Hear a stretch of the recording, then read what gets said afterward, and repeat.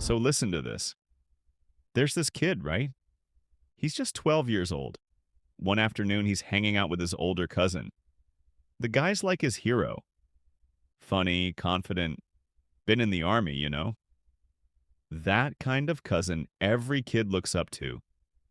But that day, something feels off. The cousin sits him down and says, "Want to see something crazy?"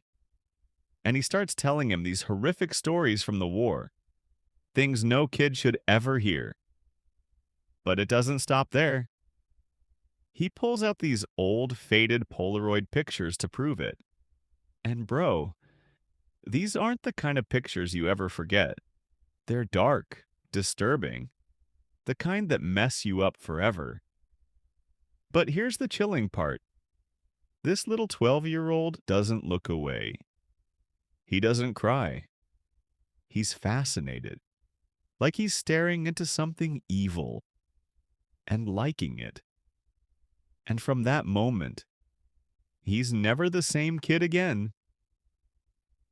After that summer, the kid, let's call him Rico, starts changing. He doesn't hang out with friends anymore. He barely talks. It's like the world went from color to black and white for him. A year later, he's visiting that same cousin again. But this time, everything goes horribly wrong. The cousin gets into this huge fight with his wife, yelling, smashing stuff. And then suddenly, there's this loud bang. Silence. Rico just stands there.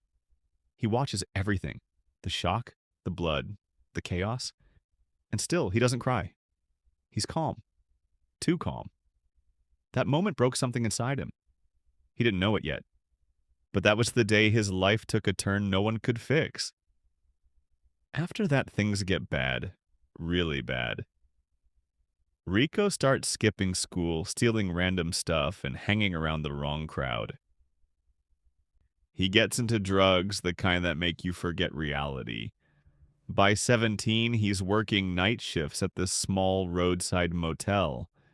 He seems quiet, harmless, but inside his mind's twisted. He starts sneaking into guest rooms while people are asleep, taking jewelry, money, anything he can grab. But it doesn't stop there. He starts testing limits, trying things no normal person would even think about. And one night, he gets caught. He's fired. The people at the motel think they just got rid of a thief. They have no idea they just created a monster. Fast forward a few years, Rico's now in his early 20s living in a dirty apartment in the city. He barely eats real food, doesn't shower, his teeth are rotten, his mind's gone. And one night he just snaps. He decides he's done being invisible.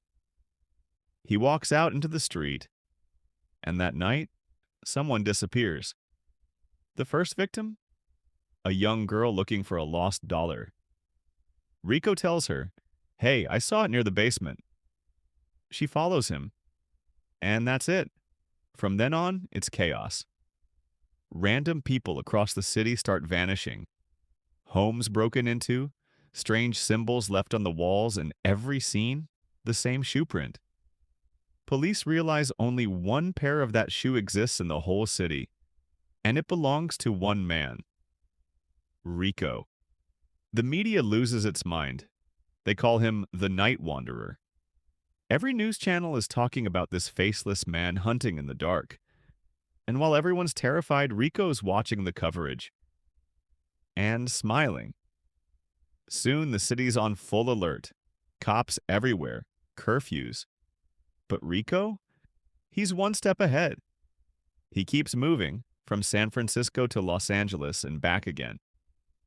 Then one night, the mayor goes on live TV and says, "We've identified the suspect's shoes and appearance." Rico's sitting in a cheap motel room watching this on an old TV. His eyes go wide. He gets up, walks straight to the bridge, and throws his shoes into the river. Just like that. Evidence gone. But it's already too late. Police find his fingerprints from a stolen car. They run it through the system, and boom, it matches. They release his face to the world. Every news station, every radio, every paper, the night wanderer identified. And 2 days later, Rico walks into a convenience store. Someone looks at him and says, "Wait, isn't that him?" Within seconds, people are chasing him through the streets. He tries to steal a car, someone hits him in the head with a wooden pole, and the crowd takes him down. By the time police show up, it's over. That's how the night wanderer finally got caught. Not by cops, but by ordinary people. So yeah, they arrest Rico. The charges are insane. Murder, assault, burglary, everything. The jury doesn't take long. Death sentence, gas chamber, case closed. But here's the craziest part. While he's waiting to die, he starts getting fan mail. People, actual fans, writing to him, visiting him, even falling in love with him. And one woman, she marries him. Yeah, a serial killer found love on death row. And you sit there thinking, how? How can people look at pure evil and call it romantic? That's the part that chills me the most, because maybe the real horror isn't what he did. It's how easily the world forgets what evil looks like. Sometimes monsters don't hide in the dark. They smile, they charm, they walk beside us. And you only realize what they are when it's too late.